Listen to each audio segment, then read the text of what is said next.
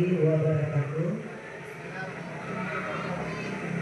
Selamat pagi dan salam sejahtera untuk kita semuanya. Yang saya hormati guru-guru yang sempat hadir bersama kami dalam rangka pengelolaan kinerja kepala sekolah dalam ruang BPK, yang intinya apakah melalui observasi secara langsung atau tidak langsung, dan ini merupakan salah satu kewajiban kami atau tanggung jawab kami sebagai dituakan di sekolah SD 1 Purwokerto.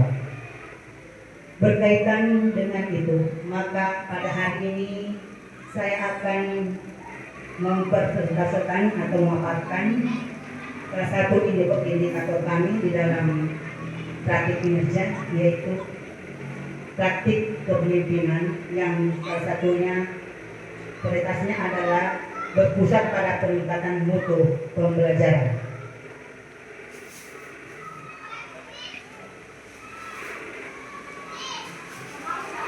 Yang pertama, kita melihat dari latar belakang yang sesuai tadi judulnya, itu praktik kepemimpinan. Latar belakangnya itu peningkatan mutu pembelajaran berpusat pada peserta didik.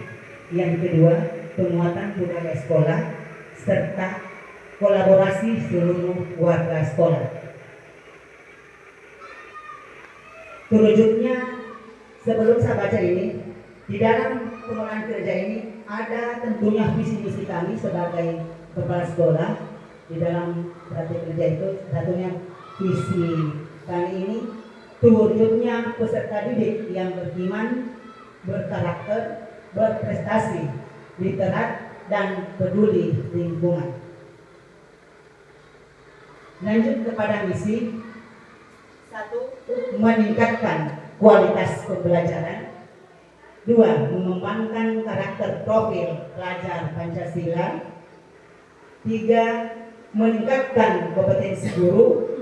Dan 4. Membangun kemitraan dengan orang tua dan masyarakat.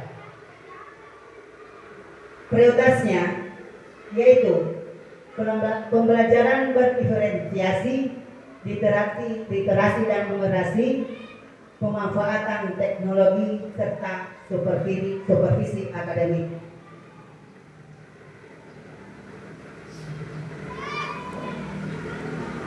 Nah, di dalam pembelajaran ini, program kami yaitu program kepemimpinan yang berupa presentasi visi misi dan prioritas satuan pendidikan yang berpusat pada peningkatan mutu pembelajaran. 1. Komunitas belajar guru, yang mana itu komunitas belajar guru adalah wadah kolaborasi bagi para guru untuk belajar bersama, saling berbagi pengalaman, meningkatkan kompetensi, serta mengembangkan praktik pembelajaran yang lebih efektif dan inovatif. Apa itu tujuan komunitas belajar guru?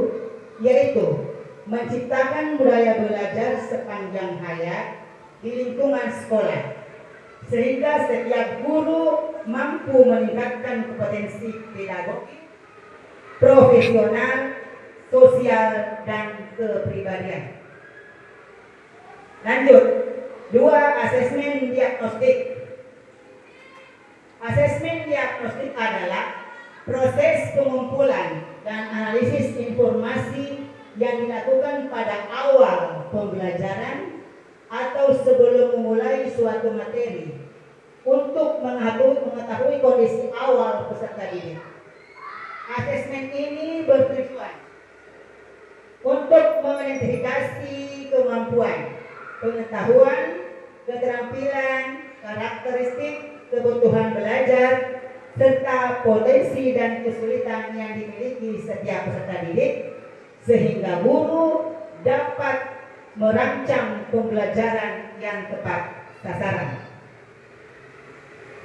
Tujuan asesmen diagnostik yaitu mengetahui kemampuan awal peserta didik sebelum pembelajaran dimulai, mengidentifikasi kekuatan dan kelemahan peserta didik dalam memahami materi, mengetahui gaya belajar, minat dan kebutuhan belajar peserta didik. Menentukan strategi, metode, dan media pembelajaran yang sesuai. Memberikan layanan pembelajaran yang berdiferensiasi sesuai kemampuan peserta didik. Meningkatkan efektivitas pembelajaran dan hasil belajar.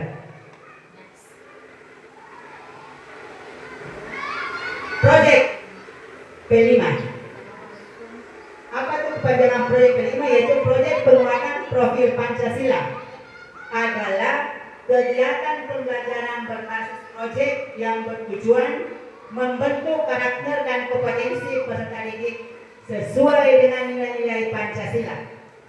Melalui P5, peserta didik tidak hanya memperoleh pengetahuan, tetapi juga mengembangkan keterampilan, sikap, dan kepedulian terhadap lingkungan sekitar melalui pengalaman belajar yang nyata. P5 bertujuan untuk mengembangkan karakter peserta didik sesuai profil belajar Pancasila, meningkatkan kemampuan berpikir kritis, kreatif, dan inovatif. Berikut, menemukan sikap gotong royong, tanggung jawab, serta kepedulian terhadap lingkungan dan masyarakat.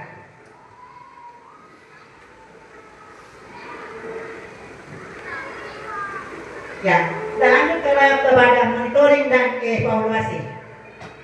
Dalam konteks pendidikan, monitoring dan evaluasi menjadi bagian penting dalam upaya peningkatan mutu pembelajaran, pengelolaan sekolah, serta pencapaian tujuan pendidikan. Melalui monitoring dan evaluasi, sekolah dapat mengetahui sejauh mana program yang dilaksanakan berjalan sesuai rencana serta menentukan langkah perbaikan yang diperlukan. Tujuan atau indikator pencapaiannya. Dari hasil tadi itu maka kita ada tujuan pembelajaran. Tujuan ini adalah sebagai berikut. Hasil belajar meningkat. Kehadiran siswa baik. Guru menerapkan pembelajaran aktif serta kepuasan orang tua meningkat.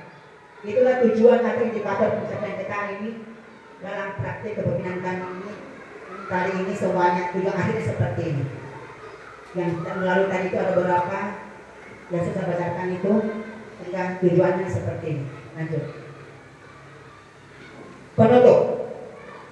Jadi sebelum saya tutup ini, saya harapkan mari kita bersama membangun STN 1 Ulila Papau yang unggul melalui kepemimpinan yang kolaboratif dan berorientasi pada mutu pembelajaran. Jadi Bapak dan Ibu guru yang sempat hadir pada hari ini salah satu pengelolaan kinerja kepala sekolah dalam ruang GTK dan semua di bawah naungan para pengawas, yaitu dalam hal ini Haji